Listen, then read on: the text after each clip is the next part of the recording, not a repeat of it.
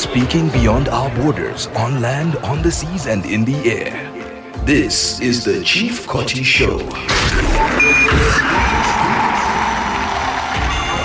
Welcome along to the Chief Koti Show, your premier destination for insightful discussions centering on Africa's dynamic business landscape, as well as tourism sector, and of course the evolving trade environment. Now today in the episode, we are honored to host Jon Howell, the founder and chief executive officer of AviaDev. Now Jon brings in a wealth of expertise and experience onto the table, particularly as a trailblazer, if you ask me, in the aviation route development across this beautiful continent of Africa. His unwavering dedication to enhancing both new and established flight paths on the continent is truly commendable. Now, through various digital platforms, Jon not only provides invaluable insights and in-depth analysis of the aviation industry, but also fosters engaging discussions that drive positive change onto this beautiful continent and of course globally. Moreover, he is a global ambassador for the Gorilla organization. Jon fervently advocates for wildlife conservation, something that I care about as well, man, underscoring his commitment to environmental stability and protection of endangered gorilla populations in this beautiful continent of Africa. Jon, my friend, thank you so much for making time and coming through to the show. It's been such a long time. I really appreciate you, my friend. Thanks, Chief. Yeah, it's great to be back. It's great to speak with you. And you're somebody who shares a passion as well, of course, and has done a great deal for everything, tourism and trade and conservation down there too. So, it's just great to be with you, and it's always good to chat. Like I said, I'm very excited to have you here, and I want us to share quite a bit of insights. And maybe you can just tell me a little bit about your podcast and how that has been going. Yeah, sure. So, I started the AviaDev Insight Africa podcast, that's what it's called, 6 years ago. So April 2018 was when the first episode went out. As you quite rightly said, we're at now 290 episodes, so it's about one a week for the last 6 years. It's been a labor of love, but the whole idea of the podcast is, instead of having an interpretation of what's happening in Africa, I can bring those people who are shaping African aviation onto the microphone. We can trust what they're saying because we can hear it from them.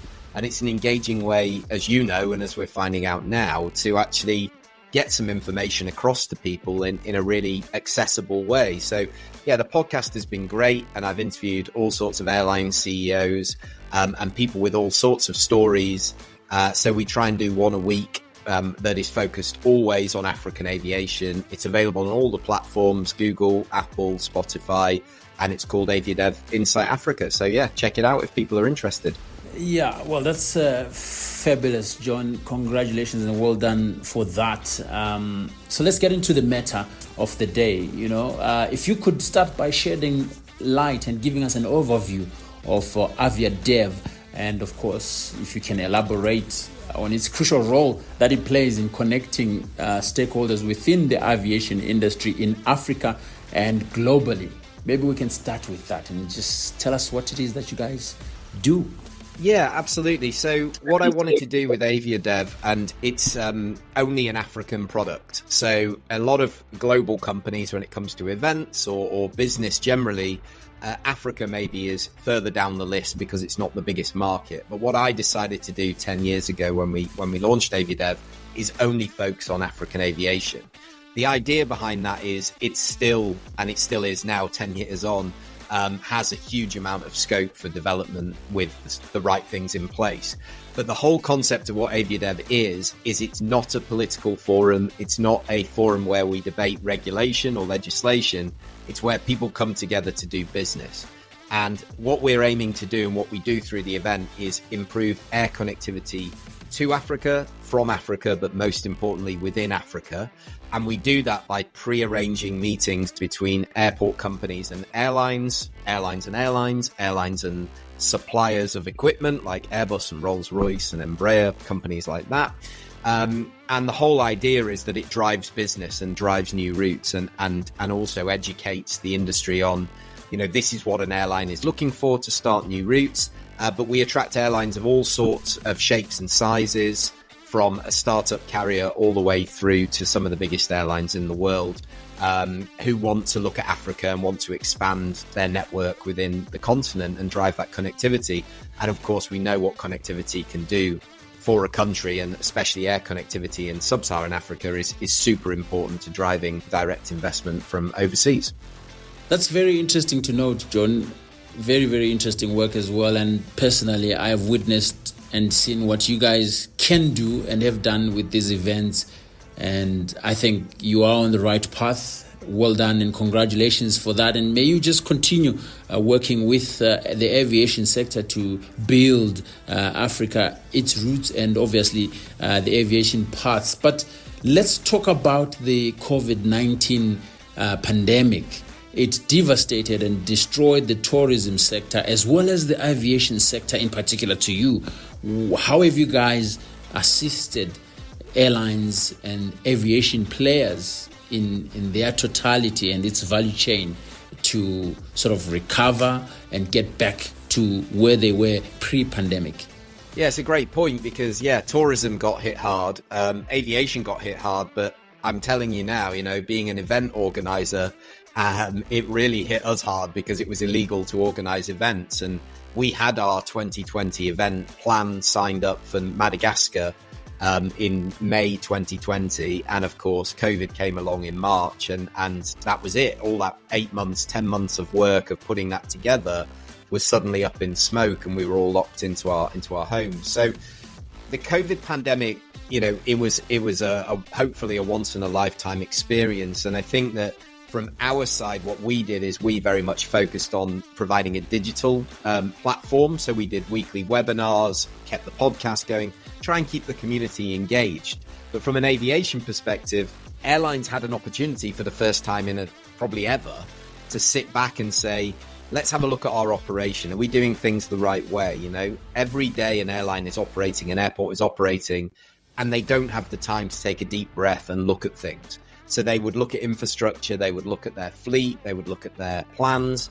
And I do think, as horrible as that experience was, I'm seeing a more progressive and professional and committed industry off the back of COVID. Sometimes you need these kind of cold showers to wake you up and make you realize just how difficult it can be to make change, but how important it is to make that change to kind of get things going. And we're in a good place now post-COVID. It's really 2.5, 3 years since it's gone. And companies and airlines and tourism authorities and tourism, people in the supply chain, they're still struggling to make up those losses.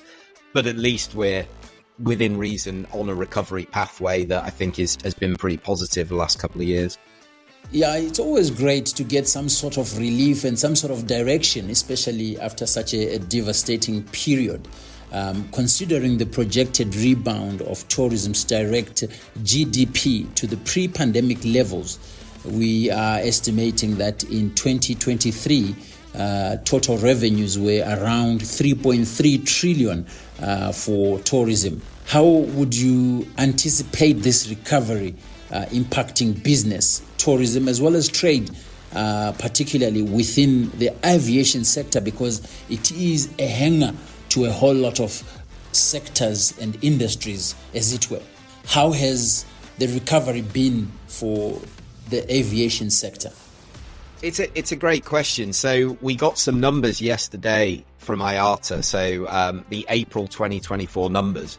So the first thing to say is since 2021, we've had 36 months of growth in aviation. So the recovery has been starting now for 3 years. Every month, year on year, month on month has improved.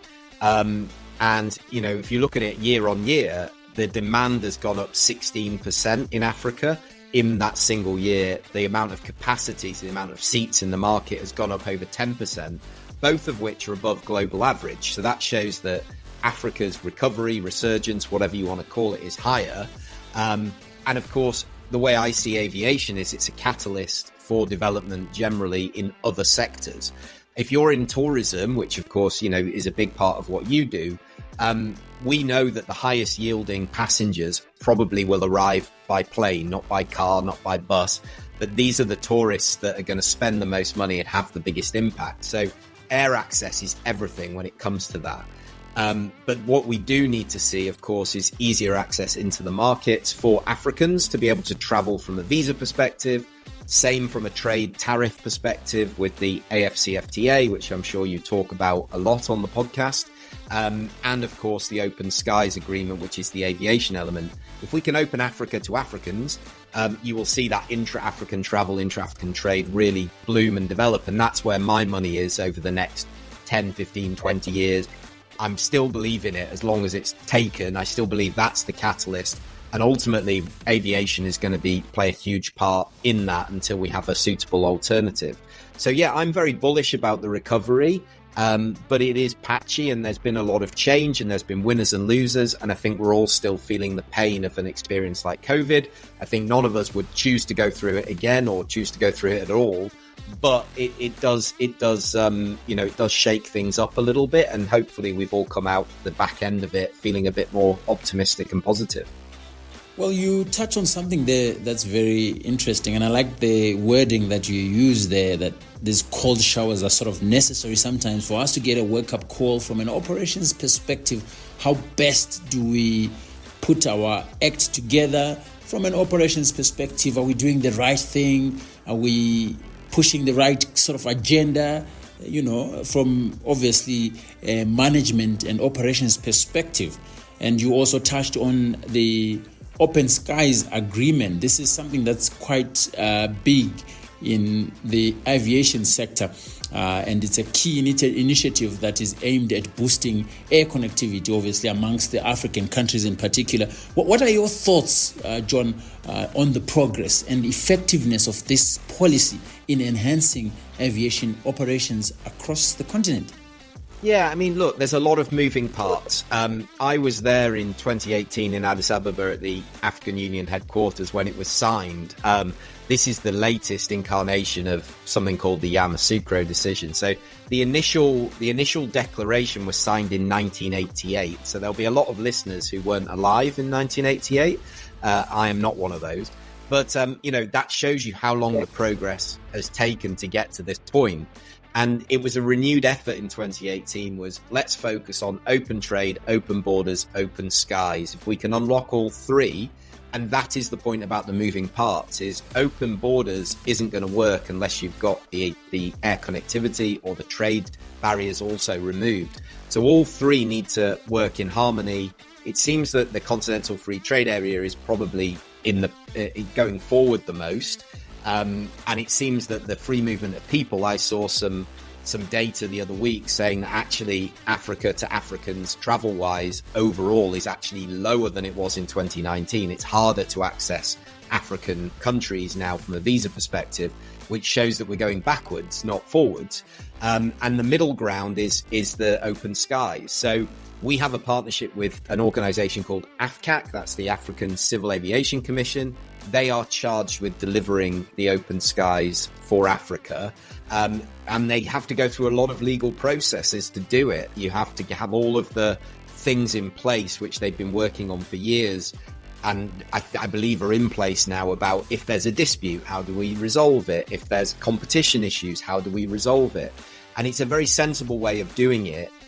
We're at a point where there's a lot of countries that have signed up, but everybody is kind of sitting and waiting. And I think what is going to happen and what is happening is you need an individual country to be brave and say, we're going to open our market. We're not going to protect our national carrier.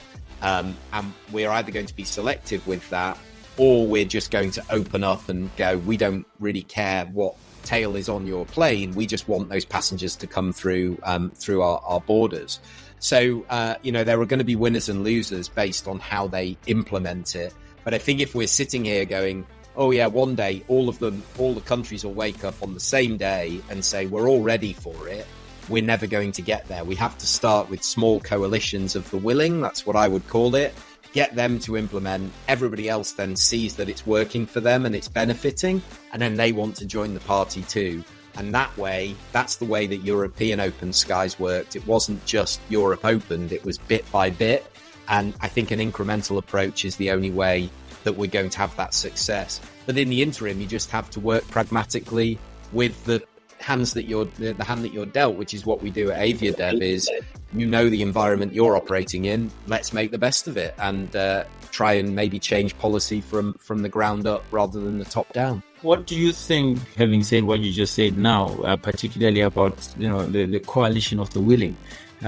What would be your message perhaps to governments in particular and organizations like AFCAC that are supporting these initiatives? Obviously they belong to the associations or the aviation centers of the various countries. What would be your message perhaps to the governments or the people that actually drive aviation in these different states that make up Africa?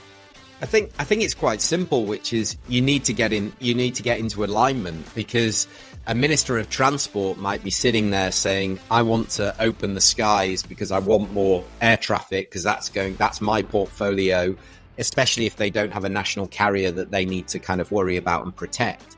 But at the same time, the Minister of Immigration and Home Affairs might be saying the last thing we need is open borders because we've got a challenge with immigration and we want to control it and this, that and the other. So where it comes to actually isn't at the ministerial level. I think it has to go from a head of state level to say, we understand that by implementing this policy, there will be ups and there will be downs and there will be pros and there will be cons. But overall, we want to do it. We're going in eyes wide open, and I need my ministers and my country in alignment. And I also need them to follow through and not just sign the piece of paper, take the photograph without an interest in actually implementing. So I think it really has to go right up to the head of state who's saying, I've set the trajectory for my country and I'm going to instruct my ministers. This is not an individual activity. This is something where as a country, we're going to benefit and we'll have to navigate these challenges together rather than sticking with the status quo or having internal ministries sort of fight each other where one wants one thing and one wants something else. That would be my sort of feeling is it really has to come from the top. And while we're still there, Jon, I don't want to really open up a can of worms, but the protectionist tendencies for the national carriers. Any advice there to countries perhaps, because the drive will always be, let's have our national carrier up, let's have it doing this, let's have it carrying more passengers. How can we assist these governments to see the picture of how important it is to put bums on seats? It doesn't matter which airline it is, as long as there's people coming into the borders. Yeah, it's such a complicated situation to unwind because it's very, very specific. So you look at a country like Ethiopia, it has a state-owned airline, but it's run by aviation people. And that is one of the biggest money earners and generators of investment into that country. So there's no way that anybody's saying, oh, they should shut that airline down. But there are other countries where, of course, it's loss-making, where the government is being asked to, to support it, to keep it going. In that respect, there would then be the argument of saying, what is a national carrier, right? Is it a form of providing access to markets that wouldn't be served by other airlines? In which case, there's a case for it. But I suppose for me, if you've got private businesses that are willing to provide that connectivity for you, and you don't then have to fund it, you can just make money from those airlines because they're making profit and they're paying you to use your airports. But you lose a bit of control, right? Because those airlines could pull out of your market or go bankrupt, and suddenly your country is isolated, and then you're in that position. So I do understand the need for both. As AviaDev, we're completely agnostic in terms of we don't care whether you have one aircraft or 100 aircraft. We don't care if you're state-owned or private. If you want to drive connectivity, you're very welcome. But it does take a brave country. So we're doing AviaDev this year in Namibia. Air Namibia was liquidated during COVID, and the government there have said, we just can't do it anymore. There's a private player that's working in that market. There is still people very loud in the market saying we should have a national carrier again.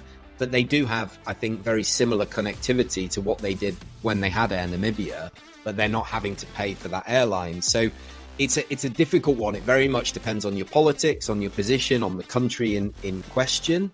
But But each country, I would respect, their decision to have a national carrier. I suppose the point is it cannibalizing a market that would exist and provide foreign direct investment anyway if you had a completely open market? And if that's the case, it doesn't seem very sensible to continue doing it. But if it's your only way of accessing the world because nobody else will fly those routes, maybe if you can afford it as a government, then that is a good idea. So I think it's a really interesting topic to debate, but it's very nuanced and it's very personal. And it's also, like I say, very, very much aligned with people's particular thinking about the role of a carrier, national airline. Well, very interesting advice there, John. It will be interesting, though, to see how countries can sort of handle this dilemma that they'll probably have, this predicament of saying, okay, we want to have a national carrier, but we're also thinking about how best can we balance that and bring in other airlines that can also bring in some revenue, that can bring in some tourists, that can bring in some, trade side of things. I mean, I've experienced this firsthand as we were trying to revive Air Zimbabwe, as it were. And, it was always a difficult question to answer, and still is up to today. But, the governments will always go ahead and capacitate the national carrier, whether it's making, profits or not. Very interesting conversation. I guess we would have to take it for another day, if you ask me, John. But I hear you'll be in Windhoek, Namibia. What's happening there? Please tell us a little bit more about this event that you're working on right now. Yeah, so of course we do the digital stuff through the year with the podcast and social media and YouTube and things like that. But we only do one event a year, and that is a live event, and it is bringing together the airports, airlines, tourism authorities, and some of the associations and government people. And we do that once per year. So last year was Nairobi. We've done it in Cape Town a few times, 3 times, Kigali twice. And this year, for the first time, we're hosted by the Namibia Airports Company, and the event is the 19th to the 21st of June in Windhoek. We've got over 40 airlines that are coming to the event, about 20 CEOs, and the whole idea is we're putting them together. We're pre-arranging 20-minute meetings between the players, which is what I'm doing today, actually. And that means we will deliver about 700 to 800 meetings over a 2-day period. It will be 20-minute sat-down, organised, prepared meetings. And we would like to think off the back of that, there will be deals done, either new routes, new partnerships, new deals for aircraft or leases or finance, whatever it may be. And we know that is working. So Air France, they've launched into Nairobi. That sped up the process as a result of meetings with that they had at AviaDev. Fly Safair, which is now in the region, in Zimbabwe, in Mozambique, in Zambia. Again, it's sped up the process of them launching into the region by building those relationships at our event. But it's not a trade show. It's a business-to-business platform. We limit it to 400 delegates. And it's all about route development with a conference, with meetings, with the networking evenings, high-end delivery of the audio-visual. And we've got some nice surprises and some fun experiences for the attendees this year. So yeah, we're excited to be in the region again, and really excited to bring the event to Namibia. We've got some big plans. Yeah, very interesting indeed, John. We are looking forward to joining you there in Windhoek to have some fun and talk some aviation things. And of course, it will be great. And I have to let you go and prepare for this thing. But before I do so, John, there are enthusiasts out there that would probably be interested in entering the aviation space, and they probably have no idea how to do so. Is there anything you would like to say to them, perhaps, as we look at the issue of the ease of doing business in Africa? Quite a huge thing. We've got the Africa continental trade area that we are trying to push right now as Africa. Do you think there's space for them? What would you advise them? And I think that's the point. I think the point is that the first thing to do is what you and I do, which is have a deep belief that Africa is going to get there. And we are seeing incremental increases and improvements on a yearly basis.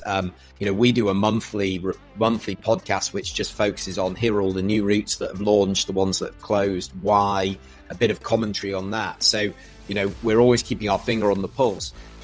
For me, it's that deep belief, but then it's identifying the right niche and also not immediately thinking I'm going to start an airline with a massive wide body aircraft and I'm going to fly to Dubai, London, whatever. The opportunities for growth in Africa are within domestic markets and within regional markets with smaller aircraft, high frequency, so use them a lot, and really identify those markets.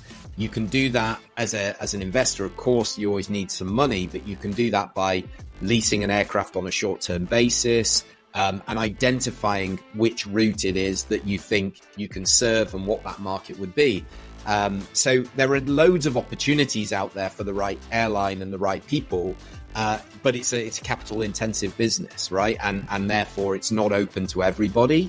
But we need people to obviously believe in the African project to make it work. So, I've never set up an airline. I've never run an airline, or an airport for that matter.